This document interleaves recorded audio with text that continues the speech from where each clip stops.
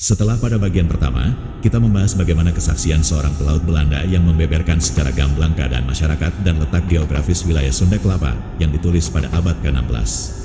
Serta asal mula penamaan Sunda Kelapa dan hubungannya dengan kerajaan Pajajaran yang terletak di Galuh Pakuan sekarang Bogor. Kali ini kami akan mengisahkan bagaimana dahsyatnya perjuangan Fathaillah dari kerajaan Demak mengusir Portugis dari Sunda Kelapa yang berkoalisi dengan Raja Pajajaran. Mari kita mulai dari menangkal serangan Islam. Sebagai sebuah kerajaan yang bernapas Hindu, kerajaan Sunda sesungguhnya juga merasakan adanya ancaman dari semakin menyebarnya pengaruh Islam di wilayah Nusantara. Tome Pires melaporkan bahwa di Cimanuk, Indramayu, yaitu kota pelabuhan yang sekaligus merangkap menjadi batas timur kerajaan Sunda, pada waktu itu, 1513, sudah ada orang Islam. Pada tahun 1512, Raden Patah, raja pertama kerajaan Islam Demak, mengirimkan putra mahkotanya, Pati Unus, untuk menyerang Portugis di Bandar Malaka. Serangan Demak ini berhasil digagalkan pasukan Portugis. Namun Sang Ratu Jayadewata tentulah memandang serbuan tentara Demak ke Malaka ini sebagai ancaman yang tidak mustahil menimpa kerajaan Sunda. Pada tahun itu pula Sang Ratu Jayadewata mengirim Ratu Samyam untuk meminta bantuan kepada Portugis di Malaka. Data sejarah tidak melukiskan mana yang dikirim lebih dulu, serangan dari Demak atau utusan dari Sunda. Namun melihat konteks kepentingannya, agaknya bukan hal yang mustahil serangan dari Demak terjadi lebih dulu daripada pengiriman utusan Sunda.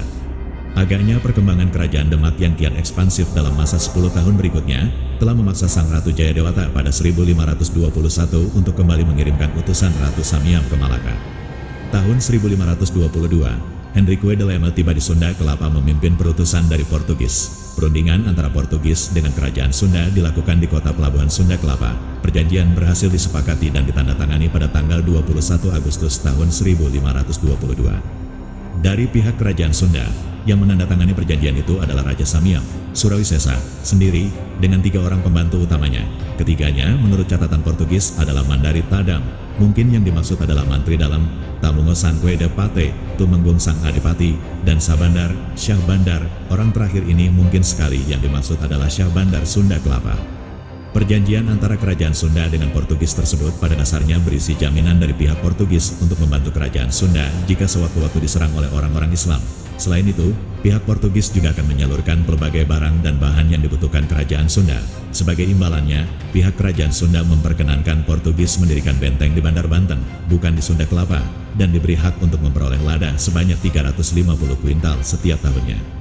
Dalam perjanjian ini, pihak Portugis merencanakan membangun bentengnya di kota pelabuhan Banten, namun kemudian mereka mengubahnya karena menganggap kota pelabuhan Sunda Kelapa yang lebih cocok.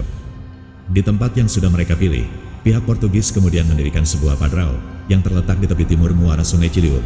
Padrao sebenarnya istilah Portugis untuk menyebut sebuah batu prasasti yang memuat pahatan tulisan isi perjanjian. Padrao tersebut kini disimpan di Museum Nasional Jakarta.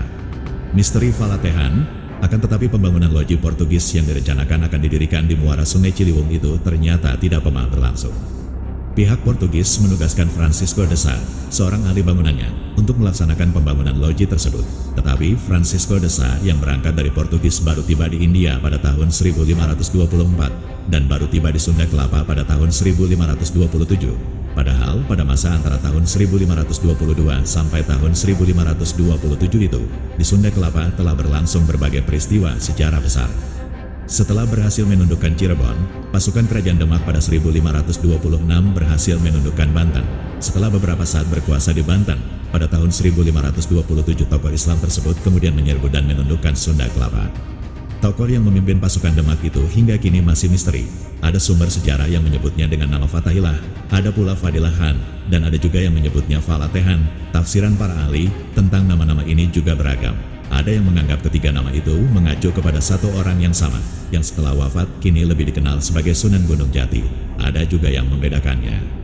Dua ahli sejarah, Prof. R. Aken dan Prof. Hussein Djajadiningrat, dalam salah satu karangannya masa awal kerajaan Cirebon, Jakarta, penerbit Bratara, 1973, menyebutkan Falathehan adalah seorang guru agama yang berasal dari Pasai, Aceh. Setelah pada tahun 1521 Pasai jatuh ke tangan Portugis, Falathehan pergi ke Mekah dan 2 atau 3 tahun tinggal di sana. Dari Mekah, dia tidak kembali ke Pasai, melainkan ke Demak.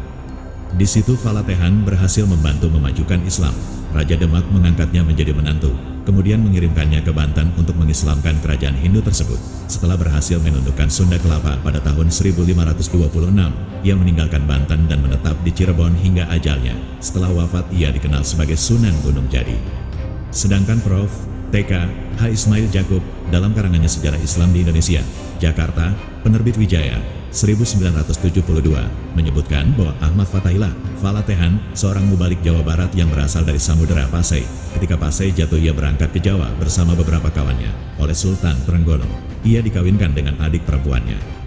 Dengan bantuan Laskar Demak, Fathahillah kemudian menundukkan Banten dan Sunda Kelapa 1527. Setelah itu Fathahillah diangkat menjadi Sultan Banten sampai turun tahta tahun 1552 dan pindah ke Cirebon. Fathahillah wafat pada tahun 1570 dan dimakamkan di Gunung Jati.